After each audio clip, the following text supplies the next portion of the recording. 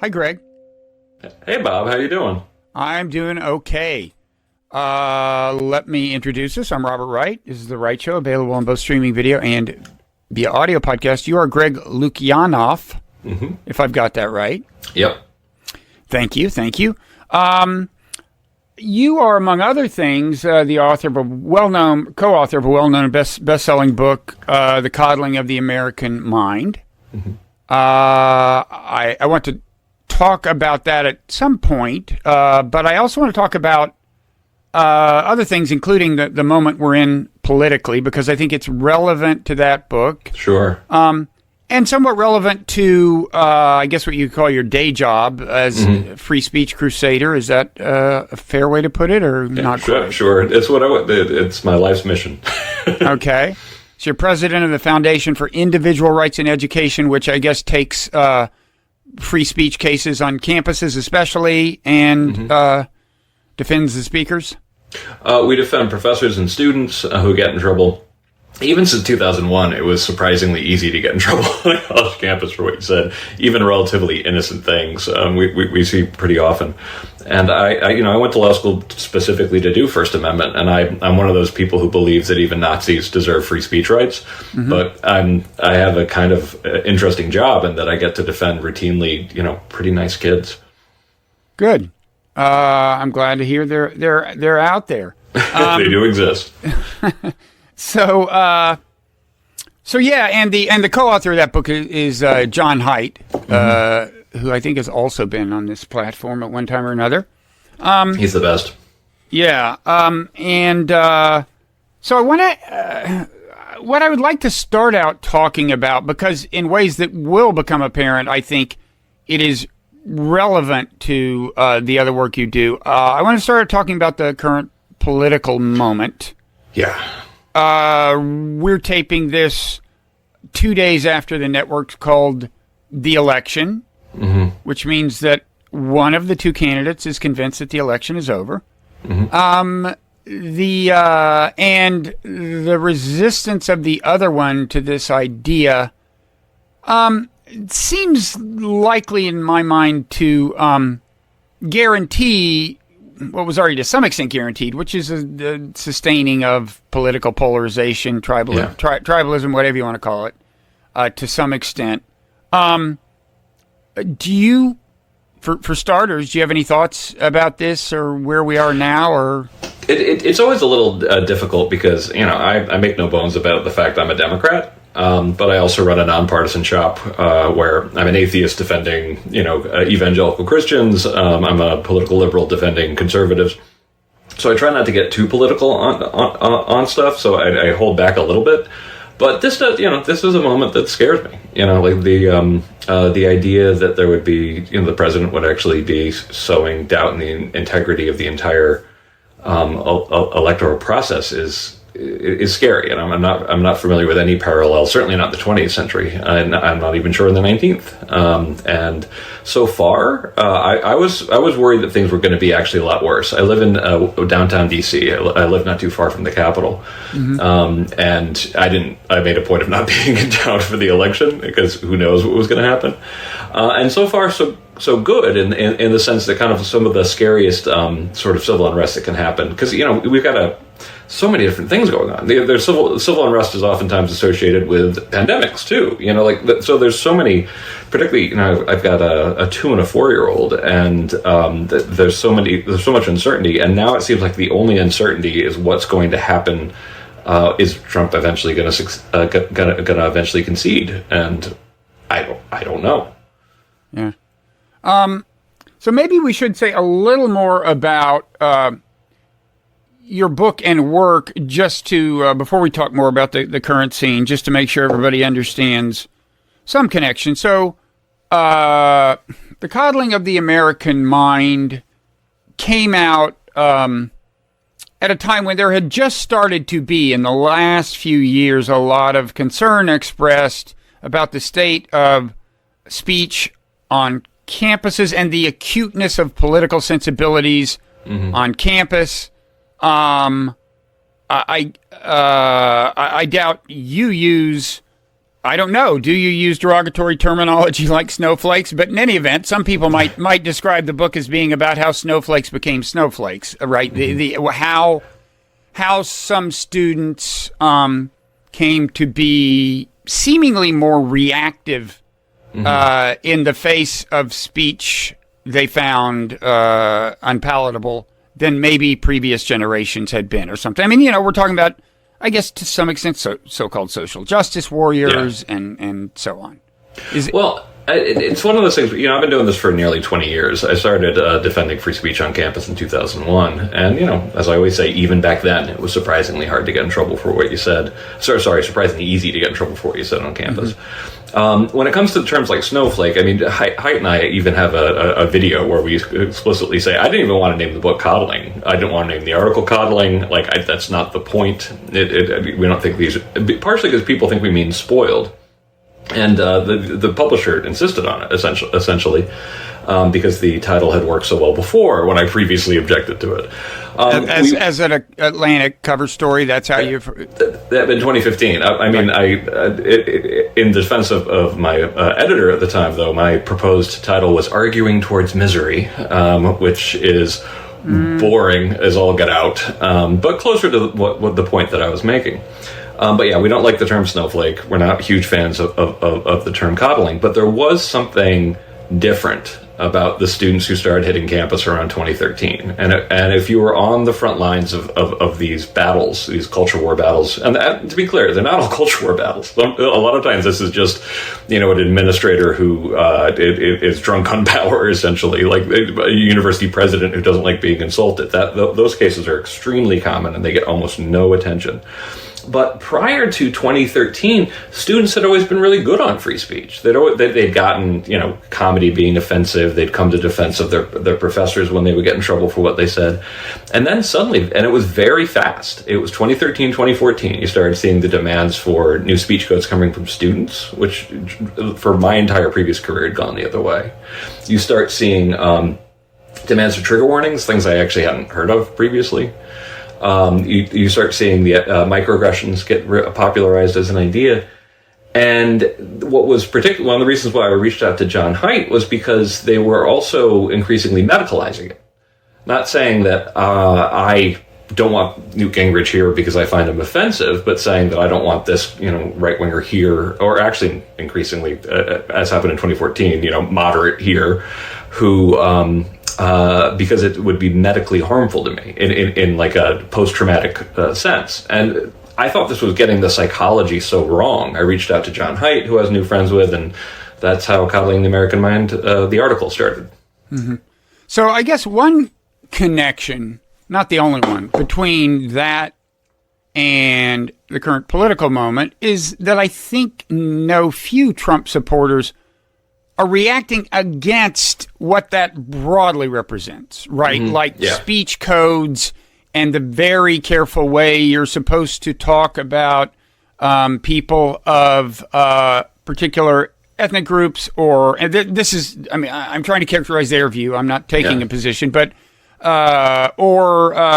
well, I was about to say sexual orientation, but then I forgot whether that phrase is itself even frowned on, right? It can be hard to keep up. Yeah. So, but you know what I mean, and I do think that what kind of shocked liberals, which was that someone who spoke as crudely as Trump sometimes spoke could find a large and receptive audience. Yeah. That was the reason for his large and receptive audience to some extent, I think, was that he was saying, I'm not playing by these rules, right? Yeah.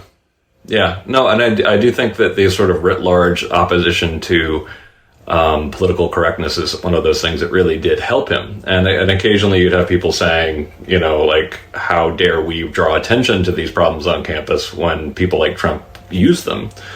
And, my argument back is like, well, then stop doing things like this.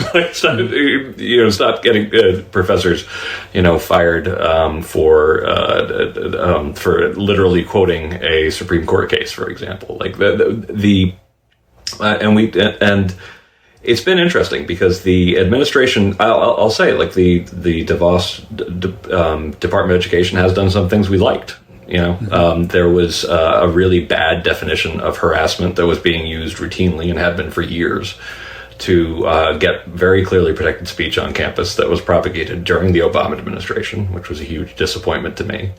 And they got rid of that during the Trump administration. Can you spell that out a little? What was it that the Obama administration did? It was an overall process at the Department of Education where around 2009, they appointed a new head of it, Ruslan Ali, and the first thing that got people's attention, particularly ours, was declaring that the standard of proof that you'd need in a situation when someone was accused of harassment, and harassment also includes rape and assault, that it would just be preponderance of evidence, which is the lowest evidentiary standard you actually can get, the lowest level of confidence. And the highest being beyond a reasonable doubt? Beyond a reasonable doubt, yeah. Mm-hmm. And clear and convincing was where a lot of the top schools had been prior to that, which is considered just kind of somewhere in between. Not quite, because preponderance of evidence is considered flip of a coin, 50% plus a feather is the way it's been described.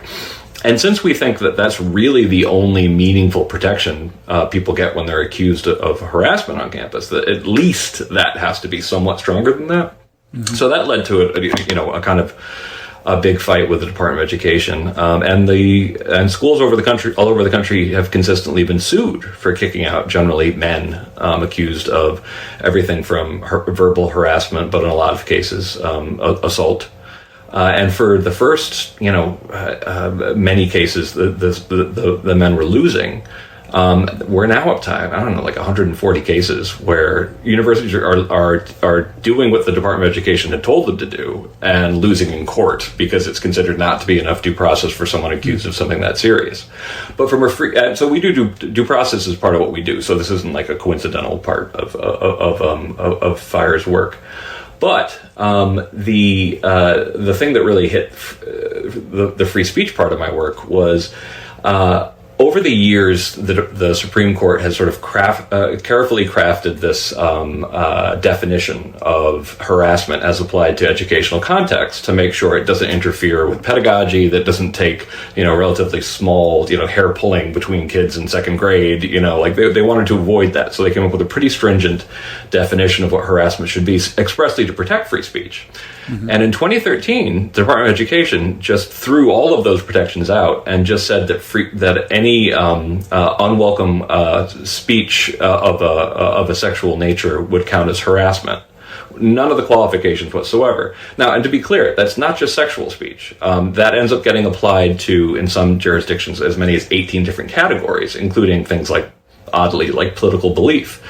And what your listeners probably need to know is that this isn't just some theoretical concern. Since the 1980s, when universities have been trying to defend speech codes, they call them harassment codes. This was a shock to me. I didn't realize that when I was at Stanford Law School that it was only 2 years before that Stanford's own speech code, harassment-based speech code, had been shot down. And I didn't know it was actually authored by one of my professors because nobody wanted to talk about that because it was considered kind of like sort of embarrassing, even though it was just 2 years ago. So these harassment definitions have been used against students and professors routinely, and they have been for decades. So taking the definition to something that would be so manifestly overbroad, like too vague and overbroad to pass constitutional muster, but it coming from the Department of Education makes it a lot harder to get standing to fight it. So yeah, that's the thing. Oh, sorry. I assume the Trump administration rolled that back. They did, and I'll give them credit for it. That was actually a very good move, and I'm a little bit worried that all of this stuff is going to come back under the guy I voted for. So let's talk a little about the thesis of the coddling of the American mind. I gather there are a couple of explanations. So again, your view is that college students who showed up on campus about, 7, 8, 9 years ago or something, were different from college students earlier in the degree of their sensitivity to speech they found offensive, their tendency to get triggered and see microaggressions, and so on. I gather that you have at least two factors you emphasize in explaining this. Mm-hmm. One relates to the coddling part of the book title, And the idea there is that for whatever reason, their parents, more than previous generations of parents, were very protective of them growing up. Yeah. I mean, I remember, as I'm sure a lot of people of my generation remember, at a fairly young age, I don't know, 7, 8, 9, you would just leave the house and come back hours later. You would just leave the house with friends, go play baseball, go to the convenience store, and come back hours later, and it wasn't a big deal. I had almost no scheduled playtime, and then that, of course, has changed. And this is one of the two things you emphasize, right? Yeah, no, absolutely. We talk about 6 different things that we think cause the problems that we currently see, and the problems are twofold. A student population with a lower threshold for acceptable speech, but also higher rates of anxiety and depression. And we predicted that basically the way cognitive behavioral therapy gets into this theory is essentially what I observed on campus was it was as if. And can I interrupt and say, because this is something I want to get to later, is that cognitive behavioral therapy is something that, first of all, you swear by because it helped you a lot personally during a difficult time of your life. Still does. And you believe, as I do, that it can help people navigate some of the challenges of like social media, both without becoming psychological victims of social media themselves and without contributing unnecessarily to things like polarization by overreacting to things and so on. I want to get into all that because, I have myself been something of an evangelizer for mindfulness, and the two have a lot in common in terms of the way they work. It involves becoming more aware of the feelings that are guiding your thoughts and exerting more in the way of conscious control over how you react to things and so on. So with that as a little asterisk, go ahead. So just very simply, the thing that we observed on campus, or I observed prior to talking to John, was it was as if administrators were telling students do engage in cognitive distortions. And cognitive distortions are basically rules for arguing fairly with yourself, things you shouldn't do if you want to argue fairly with yourself. And those include things like binary thinking. Everything's either or. A magnification, something very small, is huge. A version of magnification is called catastrophizing, which all of us do to some degree.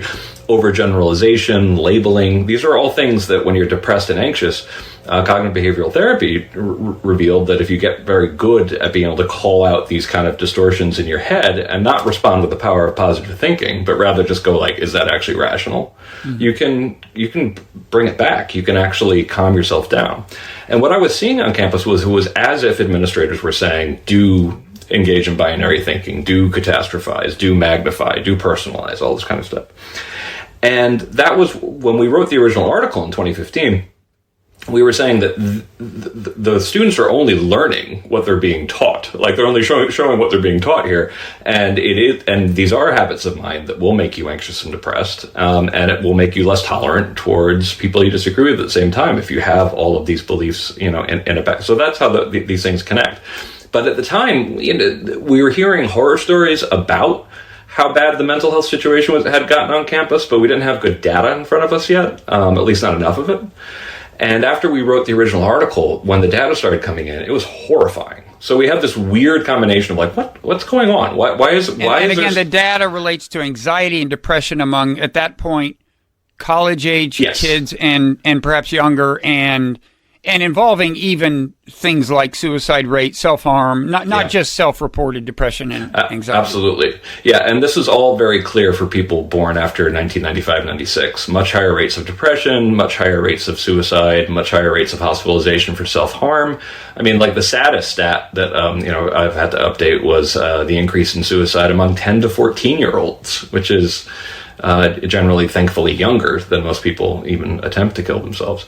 So we were trying to figure out what happened. And our initial theory definitely was clearly incomplete. So we started writing the book and researching, and we came up with 6 causal threads about what was so different about this generation on campus. And one of them was paranoid parenting. And to be clear, we're very clear about this, and I insist on saying this every time. The problems faced by kids who are in the really to a degree in the bottom 3 quartiles, but at least in the bottom half of the social economic order, oftentimes face very different situations than the kind of kids who end up populating these elite colleges. And we're always very clear. And Robert Putnam wrote a great book called Our Kids about specifically that divide, which I care a great deal about. But when you're looking on campuses, unfortunately, in a lot of, particularly the elite campuses, you're not just looking at kids who are from like the top quartile. You're looking at people from the top percent. Mm-hmm. And so focusing on some of the things that were going wrong in the parenting strategies of the sort of upper class SES was something that we really looked into, and everything was converging on this kind of toxic way of raising kids so they get into the fancy schools, and paranoid parenting that schedules everything until from morning till night. So is the idea, in terms of how this plays out, is the idea that if you would let your kids out of the house more, they would have, kids would have picked on them. They would have, in what way would they have become tougher, I guess, is my question. Because, they're not exactly analogous situations. Like, I don't remember when I was 8, 9, 10 and being given a free rein, engaging in a lot of vigorous debate and going, oh, you disagree? Well, I guess I have to live with that. No, I was just out, playing baseball and stuff. So it's kind of, it's not, now I do remember, getting picked on by big kids and stuff. Mm-hmm. So I guess, is that part of the dynamic what would have toughened these kids up, in your view, if they hadn't been raised in the way they were raised? I guess I don't really think it as much in terms of toughening up. I think about having a sense of internal locus of control, having a sense of self-efficacy, because that's one. So the 6 factors that we talked about in the book. One was rise of social media. The second one was political polarization. Both of these factors all made hotter by social media. But then we get to 2 things on parenting. One is the paranoid parenting, and the second one is lack of free time. Now, the lack of free time, is it helpful to get a better physical sense of your own resilience? Sure, that's fine. But much more importantly is having the sense of being able to figure out things on your own, of being able to function as an adult in the real world. Because if you don't have that, and that's one of the things that people sometimes really miss about this, you're dooming kids to actually just feel scared an awful lot. That basically Julie Lythcott-Haynes, she was one of the people we interviewed in it. She wrote a great book called How to Raise an Adult. She's actually writing a book right now called How to Be an Adult, that's coming out soon. And she started seeing this at the incoming class at Stanford. Suddenly you get these genius kids, showing up, but they're on their phones constantly to their parents because they don't feel qualified to answer questions that go outside of the very narrow things they were trained in. And that is a formula for anxiety. That is a formula for depression. That is a formula for appealing to authority in situations that would normally just be handled on an interpersonal level. And that's, I think, not good for the individual student's mental health. I do think it leads to an exaggerated sense of threat. All of these things end up being related, and it's not. And like I said, it's not really a question of toughening up. It's more. I wanted to call the book "Disempowered" because I think what we're doing to these incredible kids is giving them a sense that they're only competent in this tiny little sliver of academic life, whereas people who have actually been able to run their own lives for some amount of time come in, not as scared by the world and not as anxious about it. Okay, so. You mentioned the social media. Another factor is this, and this is the one I had in mind when I said it. It seems that there are 2 big factors, because it's just the one I've heard you talk about the most, aside from the parenting. Yeah, is the fact that this generation of kids encountered social media kind of all of a sudden, and social media is really weird. The whole idea of online feedback and being criticized by people online, sometimes people you don't know, all of this, it's easy to forget now how strange all of this is, how recently it became part of human experience. But talk a little about how exactly you see kind of this generation's encounter with, I guess, initially Facebook and then maybe other social media playing out. Yeah, we think social media plays a really important role in the first kind of two phenomena that we saw. One is mental health, anxiety and depression. And the second one is polarization. And we think these are kind of tightly interrelated. And when I talk about like how this could play havoc with your mental health, I can't. The sheer horror of thinking about everything that I did when I was between the ages of like 12 and 18 being online there forever, it is horrifying. But it also helps explain one of the reasons why we think that it seems to have hit young women harder than men, is partially because, and there's interesting research on this, and definitely there are people who think we're dead wrong on this stuff, but at the same time, we're fairly persuaded that a lot of the sort of interpersonal aggression, for boys is generally physical. For girls, it tends to be relational, and suddenly you end up having this device in your pocket that, when I try to scare people to understand like what this must feel like, I say, imagine the worst of 8th grade mean girls all the time, 24 hours a day for the rest of your life. And I do think that is one of the things that definitely could lead to a greater sense of... Well, when you say relation... Well, go ahead and finish the sentence. A greater sense of what? A greater sense of, of sort of hyper-arousal, that essentially at any minute you could be ruined. And it is a pretty intense way to grow up. And so when you say relational as opposed to physical, you mean that the threats traditionally to adolescent girls have been more verbal than for boys? Yeah, for the most part, yeah. That essentially, a lot of the sort of fighting among middle school girls is more about like who gets iced out, who gets insulted, that kind of stuff. And unfortunately, social media kind of pats you on the back for that kind of stuff. Like essentially, like having the tight little echo chamber is something that it encourages, which is also why I think it makes polarization more dramatic. Mm-hmm. Yeah, it's strange. Social media. Do you see any signs that kids are getting better at navigating it? Too early to tell. Unfortunately, when I most recently updated the data, I'm doing a series called Catching Up with Coddling on my blog, and the numbers are still going up for anxiety and depression. So clearly something's wrong. The thing we weren't expecting at all was after we published the book, there was a big spike in suicides for young men, which we didn't really see coming. Apparently some of those might have something to do with the opioid crisis as well. Mm-hmm. So yeah.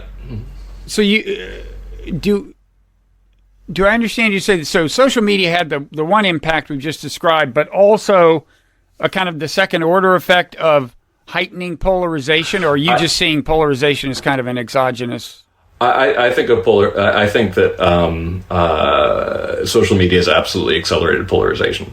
My overall theory, I wrote a short book in 2014 called Freedom from Speech, which was basically making the argument that as other things get better, sort of square in the circle with people like Steve Pinker, that there are a category of things that will get worse. That essentially, as you get more comfortable, as you are able to move to communities that reflect your values, the whole post-materialist society, Ronald Engelhart idea, that sounds lovely. I mean, oh wow, I get to be in communities that reflect my values, which we've seen, starting with people who like Bill Bishop, who wrote The Big Sort. We see that we're physically doing that to a large degree.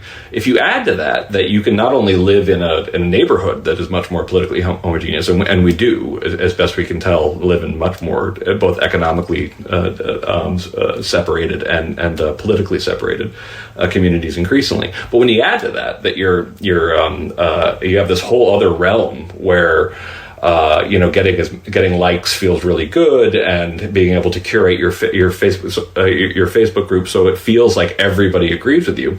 The social science there is very compelling. They ended up with group polarization spirals that essentially, Cass Sunstein, is probably the other lawyer who gets into this the most, about how the more you're surrounded by people who agree with you, you end up getting more arguments on your side, and that was a very lawyerly way to look at it, which I liked. That essentially, when you actually just took down how many arguments people would have on their side of a political issue, it might be 10-1, essentially, the number of arguments that they have for their position and how few they have against. But there's also just the tribalism part, like that once you actually start feeling it in your heart, you start having that identity that these are my people and these people are threatening them. That turns on something very nasty about human nature, which is oftentimes intermediated by face-to-face conduct. When you can actually see someone and be like, wait, they probably have kids. They like coffee just like me. We listen to the same music.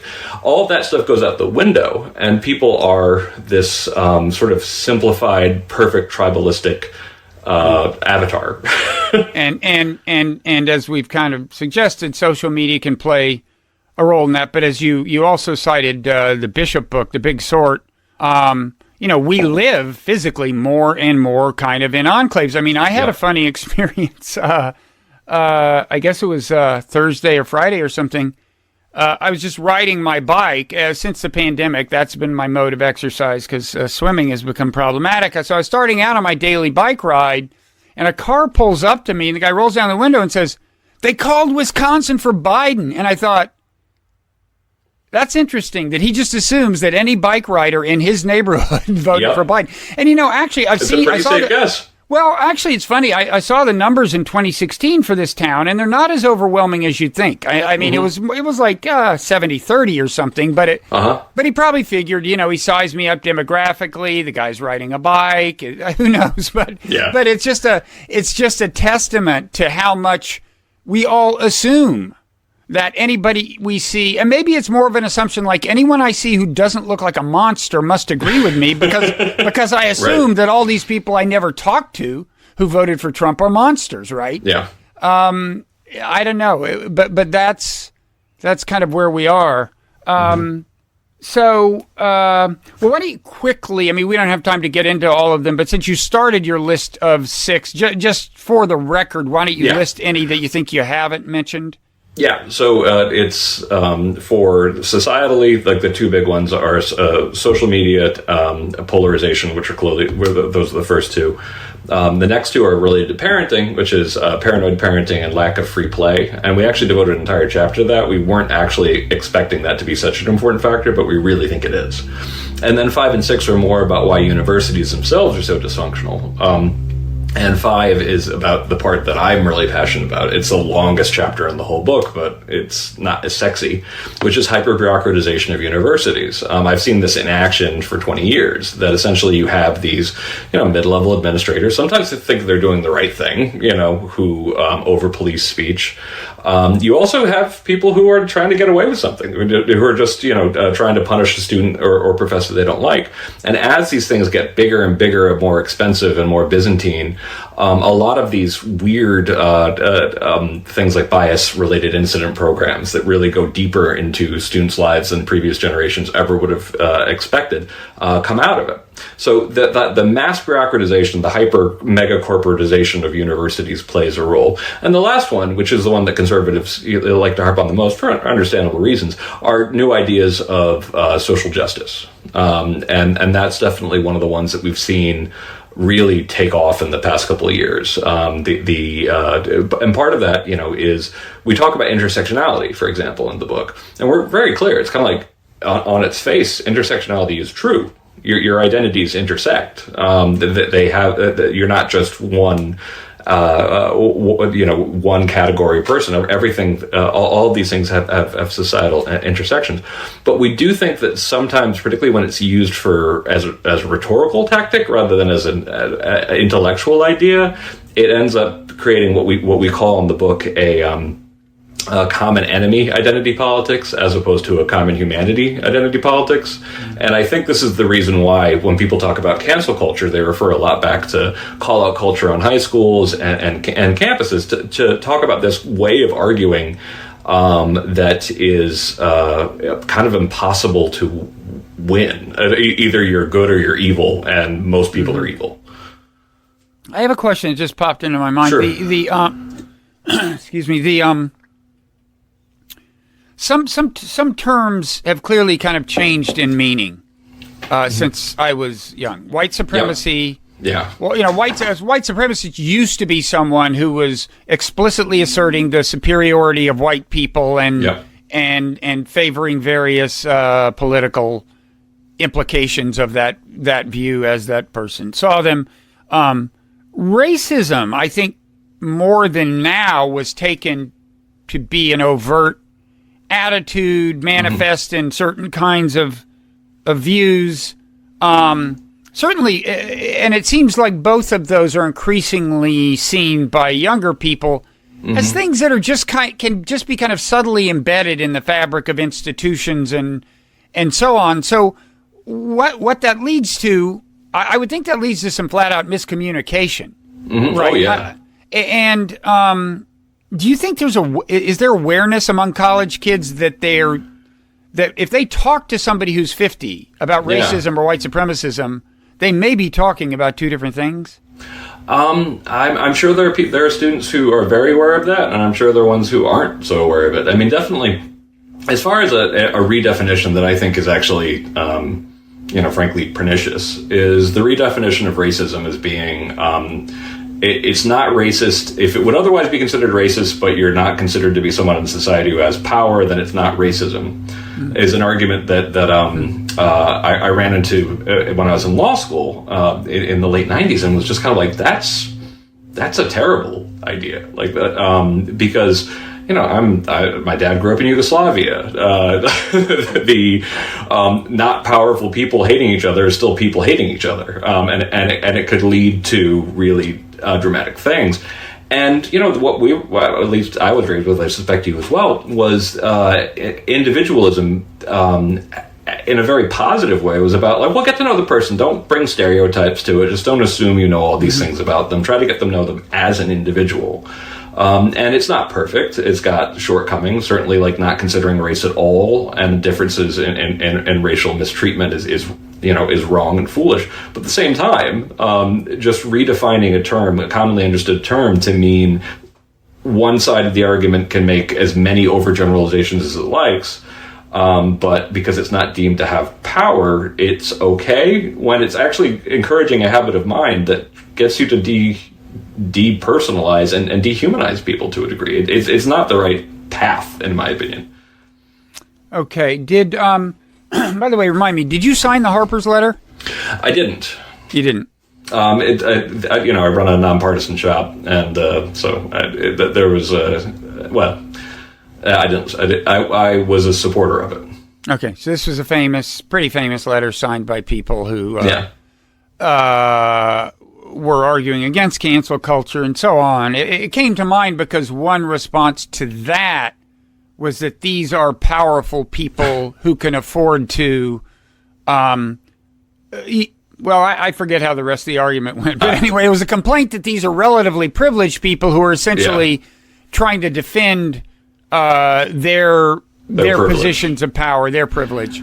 Yeah, and that's the way I feel like we're learning to argue on college campuses these days. I call it the perfect rhetorical fortress, because it's, you got a lot of cognitive energy figuring out how to win arguments in dorm rooms for decades, and great, because if it had been nobody's, first of all, how are people who nobody knew going to get an open letter in Harper's? Mm-hmm. How are people who are afraid of getting canceled going to come forward in numbers and then also get an open letter in Harper's?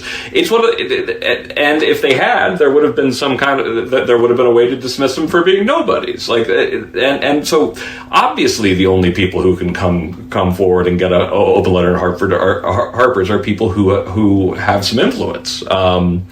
And yeah, it's interesting watching this way we've learned to argue on campus, and that's why I call it the perfect rhetorical fortress. There's no way to lose. You don't have to ever get to the substance of someone's argument, because you can do different variations on identity from an academic standpoint. Like maybe you're from this group or that group, and also or have you sinned sometime in the past? So between those two, you can cancel. You can, cancel's been a little bit overused. You can delegitimate basically anybody or any argument that you want.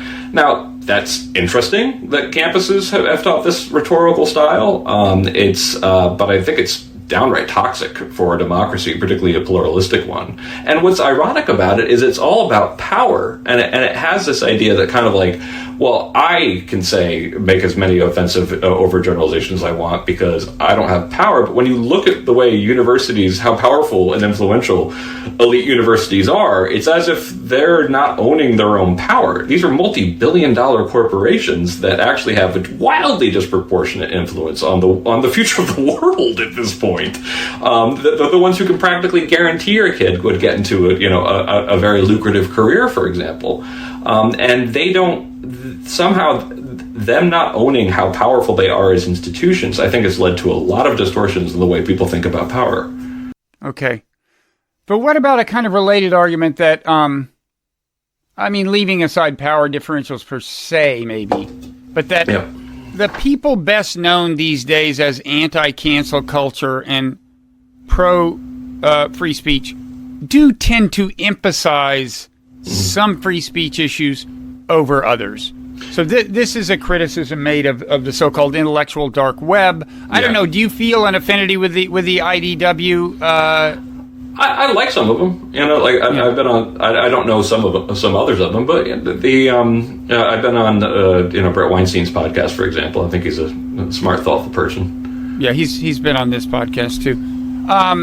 He was a victim of, I guess, one of the more egregious, really awful, one of the scarier campus situations. I guess I've heard about. So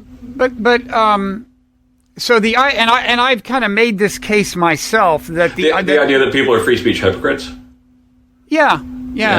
This is kind of funny. Like, I feel like this is also partially a personality difference between me and my good friend Ken White, who's also known as Popat on Twitter. He's a First Amendment lawyer, brilliant guy, very, very, very funny. But he's very cynical and very critical of people who complain about cancel culture because they're not consistent on freedom of speech.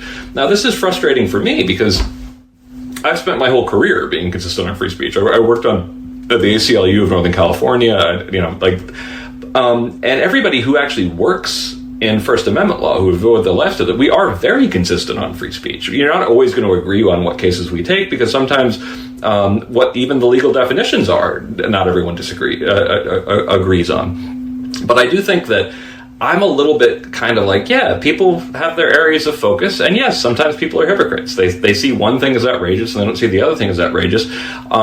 And we focus so much energy on calling people out for why don't you focus on this thing over here? Sometimes it's perfectly warranted. When it's an identical situation and it's right in front of them, then yeah, sure. But time and time again, I feel like the way we've learned, and this is different from the perfect rhetorical fortress idea. This is the way we argue on Twitter. The primary thing is to not do anything and point out someone else's hypocrisy. And I get really angry about this because I have left-wing professors getting in trouble all the time on college campuses. And I bring these cases out on Twitter, and you get people going, see, I bet those free speech guys would never, defend this person, or the IDW would never defend these people. And in a lot of those cases, the IDW are retweeting it. They are saying this is outrageous, at least the people that I know on that. We are free speech people, though, like for a living, and we're the ones who bring this to your attention, and the only value people can see in it is saying, let's poke that in the right-wingers' faces. And I'm like, hey, how about you try to help the professor who's currently in trouble? We have this case at Babson College. It's completely ridiculous. It was one of the biggest cases we had prior to the whole COVID thing. And this was back in, I think, February, maybe? So a professor, when Trump was saying that he was going to attack religious sites in Iran and historical sites in Iran, this guy was like, okay. So he tweeted out, to his friends I'm going to tell Ayatollah Khomeini. This guy's like an expert on the Middle East, so like it's obviously a joke right there because Khomeini's been dead forever. You should attack the following cultural sites in the U.S. But what are they? The Mall of America, the Kardashian residence. I mean, so obviously a joke. He was fired. He was fired. He remains, to my knowledge, unemployed. And this one case did actually get a little more attention than usual, but I deal with cases like this all the time, and people see it primarily as like a way to point out, that guy over there is a hypocrite. It's like, okay, let's actually try to help the people first. Mm-hmm. Yeah, I agree with you about hypocrisy. It's something, I mean, accusing people of hypocrisy is something I did a lot more when I was younger. It's kind of a young man's game or something, ideally, I guess.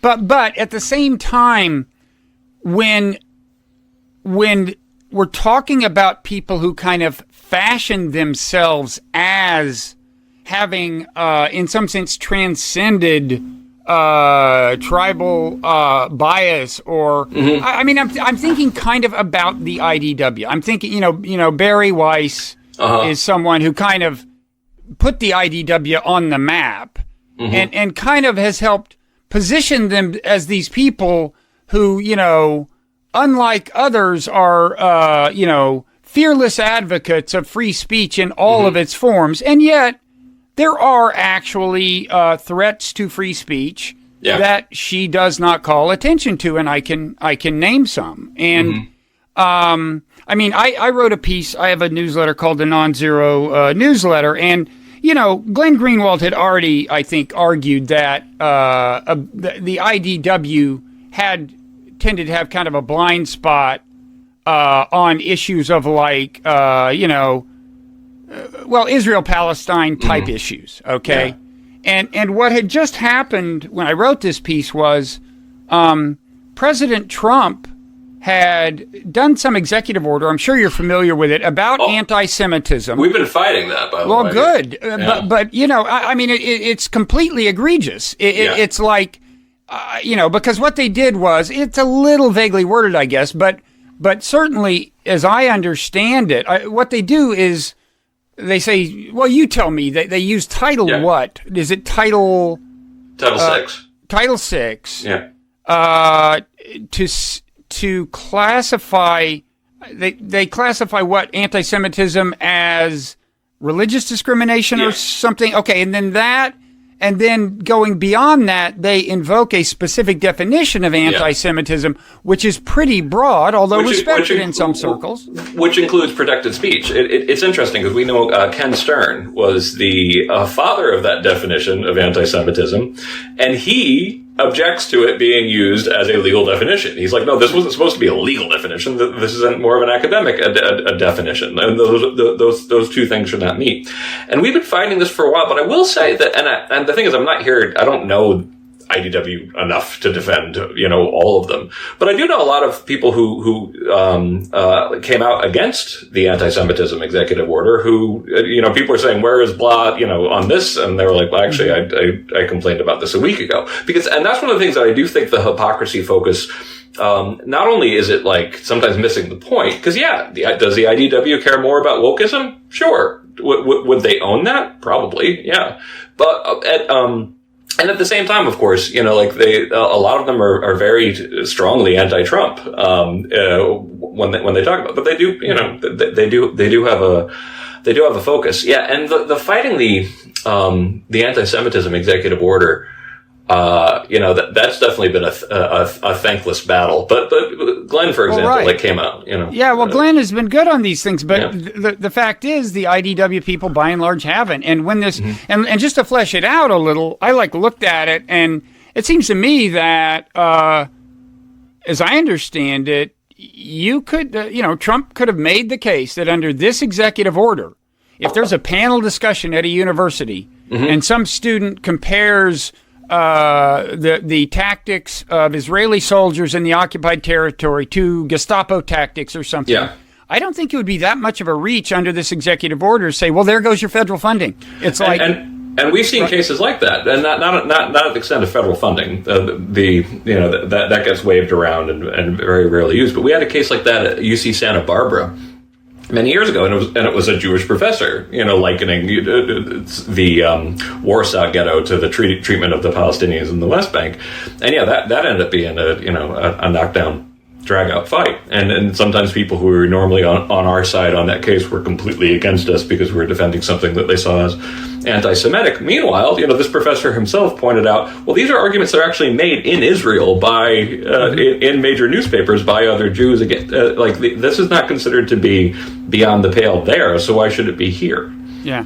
And so anyway, at the time, after this was issued, I went back and looked at the Twitter feeds of every person mentioned in Barry Weiss's New York Times piece about the IDW, including Barry Weiss. There was not a single complaint. There was not a single complaint about this.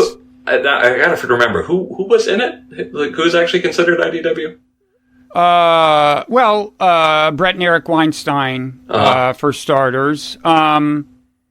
Michael Shermer. At this point, I'm mainly recalling the pictures. Brett Weinstein's wife, is it Heather? Heather. Yeah, Heather. There were about, all told, I think about 8 people.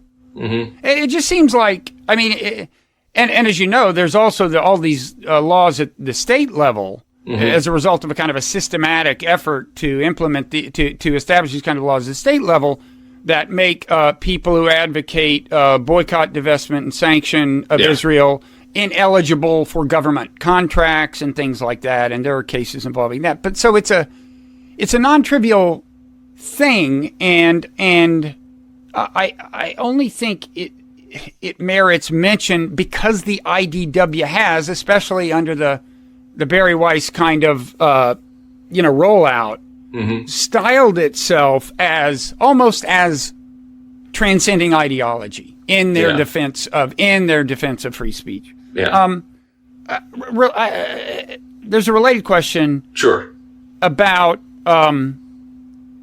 the moral sanction on speech. And I also wrote a piece about Barry Weiss herself some months later in the Nonzero newsletter, and it kind of gets into this question of so she defines anti-Semitism very broadly as including anti-Zionism. Mm-hmm. So in her world, as I understand it, if you were just like even a principled opponent of non-secular government. Suppose you were against Islamism, Zionism. You just thought there should be no countries where being a member of a religion gives you any kind of privileged status as far as immigration or whatever. Mm-hmm. That would, in her book, qualify you as anti-Semitic, and she would say so. And she is not shy about calling people anti-Semitic. And it gets into the business of people being called anti-Semitic for being critical of Israel. Mm-hmm. Now, I'm just curious as to, now that's not a First Amendment issue, right? Because it's not the government constraining speech, but is that a type of issue you get in? Because, I mean, it does enter into the campus issues you deal with because students are just shouting down people for speaking. If and when, students get in trouble for speech, like we're always there. But when it comes to and the law, the First Amendment law is actually surprisingly commonsensical. Like when I talk abroad, you're not supposed to be like a U.S. exceptionalist on anything, but I'm unapologetically like actually Denmark, actually Norway, Germany. Like when we're there, when I'm speaking there, I actually think we do this better than they do. I think the First Amendment law is a very long meditation on how you have free speech in the real world. But I also do find myself arguing about how we argue, not just about what the limits of the law are, but like what kind of tactics, are, and I never go so far to say like acceptable. Because under certain circumstances, you can make an argument for everything. But I do think your starting point, like giving people the benefit of the doubt at first is not a bad idea. Listening to the person's argument rather than, at first at least, and trying to figure out, in this case, in some cases where they've been in the past or where you don't like them on other things. So I argue, I've been increasingly focusing on some of the cultural aspects of freedom of speech. And I did this debate with Ken White in Reason, where I talk about how a lot of these values used to be expressed in idioms, in American idioms, kind of like, don't judge until you've walked a mile in someone else's shoes. It's a free, things as simple as it's a free country. Everyone's entitled to their opinion. All these things that we said a lot more when we were kids demonstrated that there was in addition to a legal understanding of free speech, there was kind of a folk understanding of it that I do think increasingly, as things have gotten nastier and everybody's thinking about the worst actor on the other side, have kind of fallen to the wayside. Yeah. Because, cancel culture, I would think in general is not a First Amendment issue, right? Usually, unless you're getting the government to fire somebody. If you're just pressuring the New York Times into firing their opinion editor, that's not strict a free speech issue in the First Amendment sense. In the First Amendment something sense, that concerns you. Yeah, absolutely. I was critical of the firing of James Bennett, for example. And the only time I'm not clear that it isn't a First Amendment issue is when I feel like I've said that too often and everybody knows that that's not the argument that I'm making. But I do think that it was kind of well represented in the attempt to get Brendan Eich fired back in Mozilla back in 2014. Brendan Eich was the...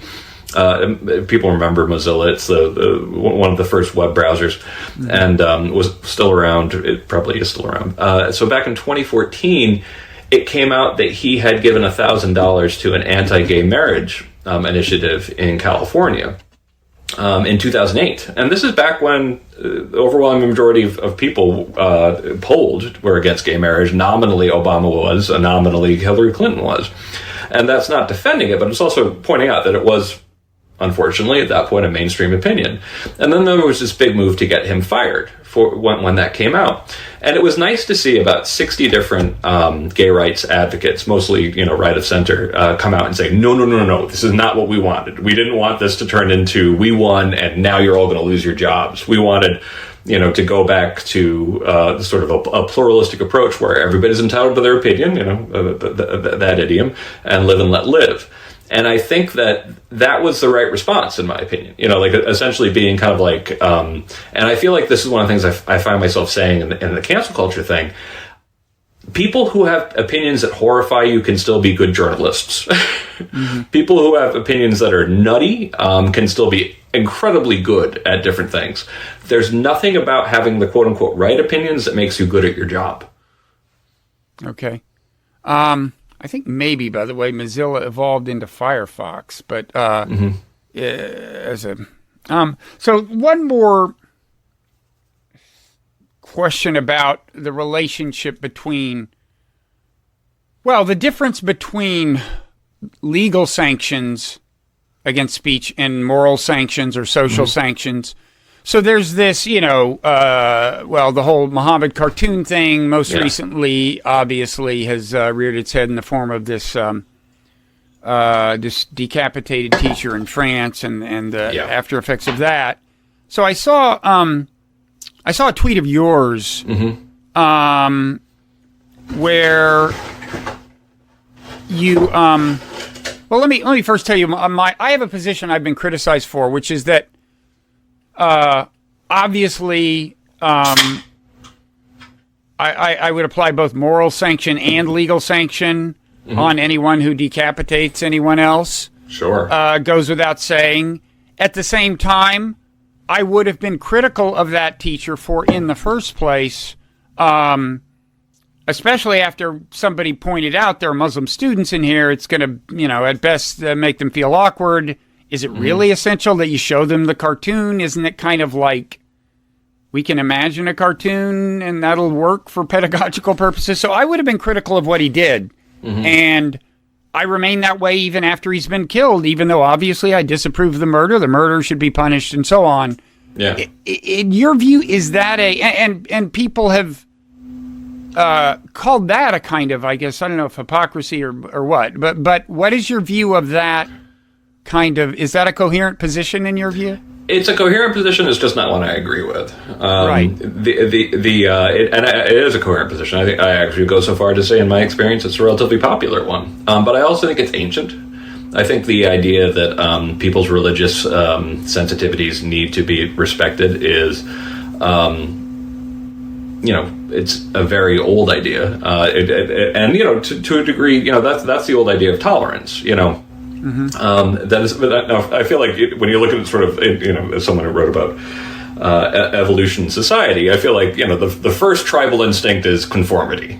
and then it was a major innovation to have societies like, Rome during the Golden Ages, where it's kind of like, you have your religion, everyone's got to sacrifice to except for ancient religions, everybody has to sacrifice to this one cult, but otherwise live, kind of a live and let live. But I advocate for what I think was a step beyond that, not just tolerating dissenters, but listening to them and keeping in mind the possibility you might be wrong. This whole idea of liberal science that Jonathan Rauch talks about.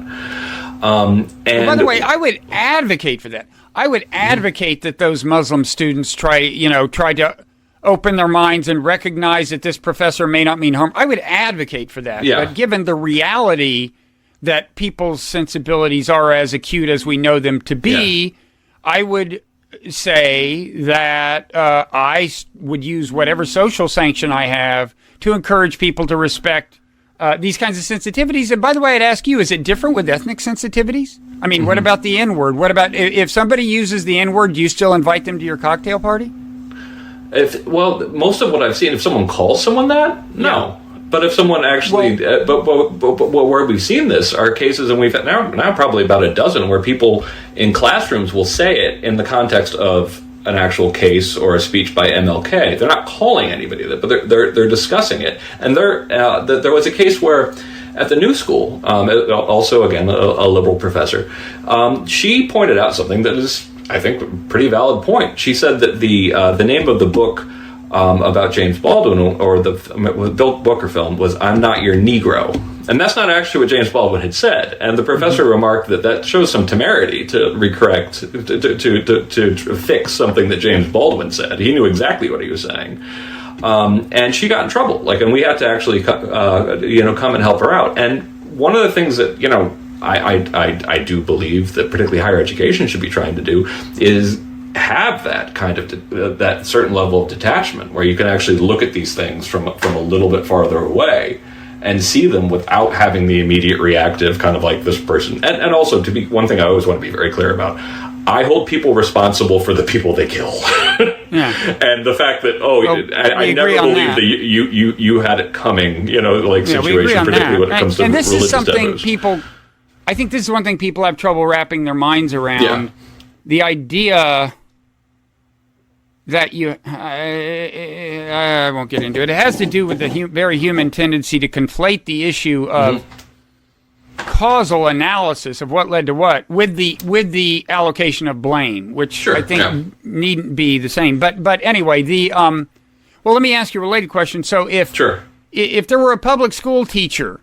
And I do want to point a clarification. From what I read, it sounded like the professor really went out of their way to even let people, out of the assignment. It was teacher. The fact. It wasn't a college class, right? Sorry, the teacher, right? The teacher really did try to do it in as careful and thoughtful and voluntary way as possible. That was my understanding. Well, yeah, it reminds me of school prayer, if a teacher says, by the way, you can be excused before we say the school prayer, I mean, that's a lot of pressure on like a 10-year-old kid or something, right? I mean, and there may have been court rulings to that effect. I don't know, but, and in fact, I think maybe that was, but, I guess I'd say, so one last question on this. So if a public school teacher in America with a lot of black, say 12-year-old black kids in the class, is deciding whether to read some piece of literature that has the N-word in it, and somebody says, look, if you had grown up, if you were in their shoes, this might not sit well with you. Like, why don't you just skip this? Would you say, no, as a matter of principle, proceed, use the N-word? I think that had been done in schools forever, as from before Huckleberry Finn and came out. That essentially this is a norm that's changed relatively recently. That we don't draw a distinction between talking about something and calling something. There's a big difference between discussing something in the context of literature. And I think that kids should be familiarized with that idea, because like going back to the idea of the showing students the actual cartoons involved in a very serious tragedy, so people could evaluate on their own. I'm sure you've seen them, and it's actually really kind of affecting to see what these people were murdered over. They were much more humble in a lot of ways, and the idea that people were killed over. And the thing that's important is, like, people talk about it being the intolerance comes from being willing to publish that stuff. It's like, no, the intolerance is saying that you have to follow by my religious norms. That's not compatible with free societies. That essentially saying that it's absolutely compatible with free society, saying I have a free exercise right and you cannot impose your religion on me. 100%, that's part of the First Amendment. But saying that actually, since I live in this community, you have to, that's dysfunctional. So here's a kind of related thing. When people walk down the street with signs that said, I am Charlie Hebdo, this is actually a different point I'm making. I thought, I'm with them in the sense that I defend the legal right of Charlie Hebdo to do what they did, but it's pretty obvious to me that if you walk down the street with signs that says, I am Charlie Hebdo, we are Charlie Hebdo, no small number of Muslims are going to take that to mean that you would have done what Charlie Hebdo did, that you too would kind of like to make a point of sticking it in their face. And I'm not Charlie Hebdo in that sense. Do you understand what I mean? I understand. I just don't think that's... I think that you're assuming too much about how people would actually react to that. I mean, you don't think a significant number of Muslims took that to be I think not just defending the right to commit the Speech Act, but identifying with the perceived sentiment behind the initial Speech Act, which was perceived by many Muslims as aggressive. I think a significant number of Muslims were horrified at the murders. And, sure, of course. And thought that this was that essentially it's like right on. I think that, and this partially comes from the idea of treating groups as monoliths. It ends up actually being, as you dig deeper into it, sometimes a lot more interesting and surprising than you expect. Okay. Final kind of related thing. I mentioned this tweet of yours. It got my attention. And it was about this very thing. That's what actually led me into this, the French teacher. And you said, it was just about the thing. And you say, this is what I call censorship gravity. Our worst instincts pull us back to wanting to destroy the blasphemous and heretical. It's an instinct we must get up and fight every day, especially if we believe, as I do, in a pluralistic free society. I guess I was just going to ask who we is, because it seems to me that the kinds of people you're worried about taking, the kinds of people who take blasphemy seriously, whether Christians, Muslims, whatever, are probably the kinds of people who aren't going to listen to you, right? I mean, I guess the question is, how do you do the fighting in a way that's actually productive? I try to do it, carefully, slowly, for people who are willing to listen. And to be clear, censorship gravity isn't just about blasphemy. It's about how free speech is a weird thing in human society. It's weird, fragile, and rare. Most of human society is, like I said, there's a lot of that tribalist, conformist. Religions have been, in some cases, had some positive effects, but they've had some really horrifying effects when it comes to exclusion and justifying everything for some of the true horrors in human history. But the point with censorship gravity is that both the power wants power back, that religion wants conformity, that essentially things tend to pull us back to the idea that that will increasingly rationalize exceptions to freedom of speech, because that's the normal state. So it's those of us who believe in small L liberal societies.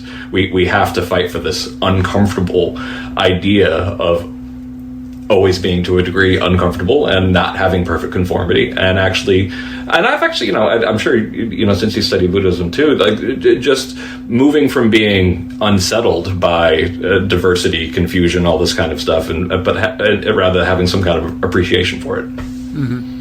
Okay, a couple of things I'd said I'd get into. I'd like to at least touch on. Let's get back to current political moment, but as a segue, I hope it'll serve as a segue. why don't you talk a little bit about how cognitive behavioral therapy helped you? Oh, sure. Yeah. I would have really serious bouts of depression almost every year from probably like the mid-90s on. I got some therapy. Was it seasonal? Was it literally once a year? It tended to be, in winter it was always there, but it would get worse in the winter, for sure. And, I got a little better when I was in law school, believe it or not, but partially because I got some therapy. But the one that really fundamentally changed how I thought forever was cognitive behavioral therapy. But what brought me to that point was, and I'm very candid about this in Coddling the American Mind, is that I tried to kill myself. Actually, that was probably the second time I tried to kill myself. I got very depressed. And to be clear, part of it was the culture war. Like the nastiness of the culture war, the being, disagreeing with my tribe on different points, but not being of the other tribe, put you in this kind of weird, isolated position. I was also the president of an organization, and I kind of believed that you should have some amount of distance, so that you're not like playing favorites and going bowling with one employee and not the other. So I was extremely isolated, and I tried to kill myself. So, I got myself hospitalized, which was necessary. Was it an attempted overdose? It was. You don't have to say any more than you feel. It was actually a somewhat complicated plan that was basically trying to foolproof everything, like basically overdose, but also asphyxiation. To be very vivid about it. The funny thing is, Bob, is I'd been reading all of these things about how to kill yourself, and I was kind of shocked at how many of them warn you. It's like, well, this is what happens if this doesn't, these are the ways you might survive this, and it could be the worst, anyway.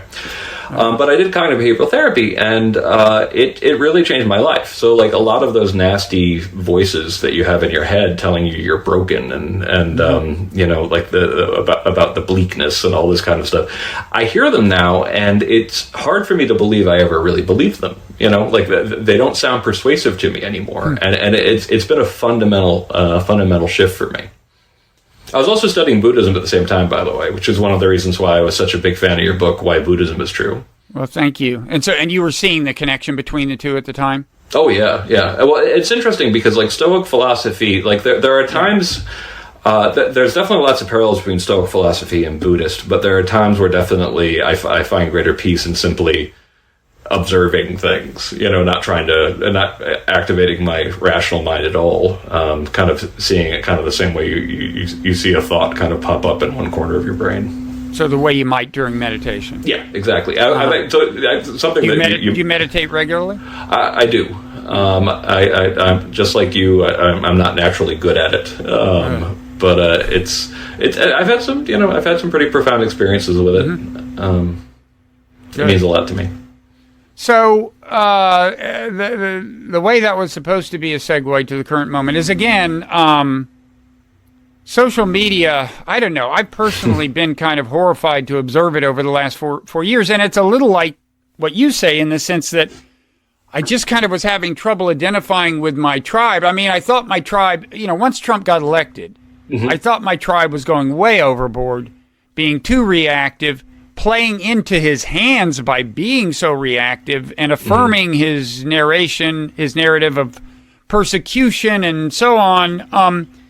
But social media makes it very hard to kind of speak out against your tribe, so that part of your plight I can kind of relate to. I mean, does this? Do you recognize this diagnosis of the situation? Yeah, I do think that maybe there is a little bit of there's just so hot you can keep a fire burning. It's one of the reasons why when people are faced with these situations like over the summer where there are lots of like fire this person now, my number one advice is slow the process down, because in 2 weeks they're going to move on to something else. There's like and there might be still people who want you to investigate that person, but there's a reason why, people thought of due process a long time ago, and part of it was that get away from that heat, And I do see, little corners on the internet.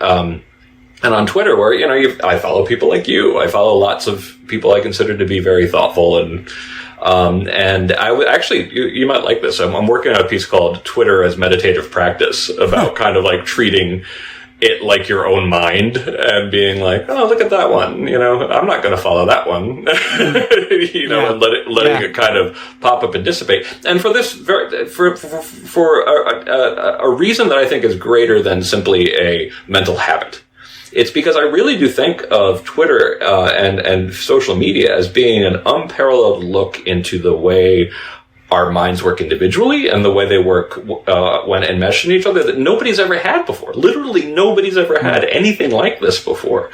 And when you sometimes replace the anger with curiosity, it can really help you be like, wow, we're nuts. Like, look at all these emergent properties that happen when you suddenly have hundreds of millions of people able to talk to each other. And boy, does this also, and absolutely does it reveal nasty things about our natures? Absolutely. But interesting things about our natures. Yeah. No, bemused attachment is a good thing to cultivate, I think. But even that can get you in trouble. If you just make an observation, like sometimes you get people complain that you're not outraged by the thing you're commenting on, Yeah, no, believe me, it's I definitely try not to respond to trolls and know when to walk away. It's good practice for living in a pluralistic society. So were you about to say that when you said that these things tend to cool down, are you just saying always wait before responding, or are you suggesting that maybe we're entering a phase of cooling? I hope we're entering I don't think right now. I think until inauguration, all bets are off as far as I'm concerned. I have no idea what's going to happen, but I do think that there's just so long you can maintain these kind of nasty properties without people revolting against it or culturally adapting to it. And that's where when Haidt and I were working on the book and we were both so concerned about some of the darker capabilities and nature of social media, he was kind of hopeful that there could be a top-down solution. And I was like, listen, societies adjust, people adjust, they figure out what to do and what not to do. And right now I feel like we're in our infancy with this stuff. And I do see some people, letting remarks go by them that they never would have accepted previously, but there's no other way to really make this work and stay sane. I definitely have a policy that I owe nobody a response to anything. That's not something I want to put on my, on my Twitter bio, but it's like, I absolutely believe that I owe nobody a response to absolutely anything ever in order to stay sane. Yeah. Because it's now so easy for people to reach you. You can't afford to have a policy, even just on grounds of time usage, Oh yeah, I did not bring enough gum for the whole class. Right. Okay, so I guess that's. I know you've got to go in about 3 minutes, and in any event, the sun seems to have set wherever you are because I can barely see you. I look very Star Warsy. It's great that you've got those little LEDs in your headphones. It's I'll always know where your head is. It's right in between them. Yeah. But thanks for taking the time. Where is do you know where the piece is going to be on Twitter as mindfulness exercise or whatever? I have a blog, Eternally Radical Idea. It's really just a place where I can and the Eternally Radical Idea is my conception of speech. I think it's always a difficult thing. I think it's always a crazy thing. And I'm not sure when I'm going to write that. But I have been doing the Catching Up with Coddling series on Eternally Radical Idea. Okay. Good. So I would direct people there. And your Twitter handle is what? At G Lukianoff. Okay. Which is at GLUKIANOFF. I tried to get my family to change the spelling because the way Russians who have that last name who come over now, my dad came over in the 50s, it's LUKYANOV, which is so much closer to how you actually say it. That would have made it more likely that my sister wouldn't agree to it. Oh, really? There was an actual. Yeah, my sister Alex, Alexandra Lukianova. It's like about as Russian as you get. When did your parents come over? My dad came over in the 50s when he was in his mid-20s, and my mom came over. I'm the rare Irish-Russian. There's not a lot of us. My mom, it's kind of funny. The way I explain it is my father is ethnically Russian, grew up in Yugoslavia, and thinks of himself as Russian. My mother is ethnically Irish, grew up in Britain, and thinks of herself as British. And all of these things make perfect sense if you know how because it's kind of funny because like in Yugoslavia you can't just wake up one morning and decide you're Serbian that's not the way the identity works, whereas to a degree at least in Britain, you know, if you're from there and you sound like them, you're kind of them. Yeah. And a lot of Americans can't tell the difference between accents from that general part of the world anyway. Nope. Okay, well thank you so much. And of course the book is called The Coddling of the American Mind, a title you don't approve of, but I'm sure you're happy with how well the book is done. It got people's attention. I can't fault the results. Hey, look, I called the book "Why Buddhism Is True." I'm familiar with getting attention as one. Which I love the fact that you answer that in an appendix. You know, I also have a little preface trying to clarify that I'm not quite as big an asshole as the title would make it seem like. I thought it was a fantastic book. It's going to be one of my books of the month, maybe December. Thank you very much. Congratulations on all your success. I'll work on my lighting next time. I think I have what it worked for a while. It worked for a while. Now it's the sun that's going out. Yeah. Anyway, it's a good look now. The ET look is good. Thanks. So thanks, Greg. Thanks for having me, talk Bob. to you down the road. Okay. Take care. Bye-bye.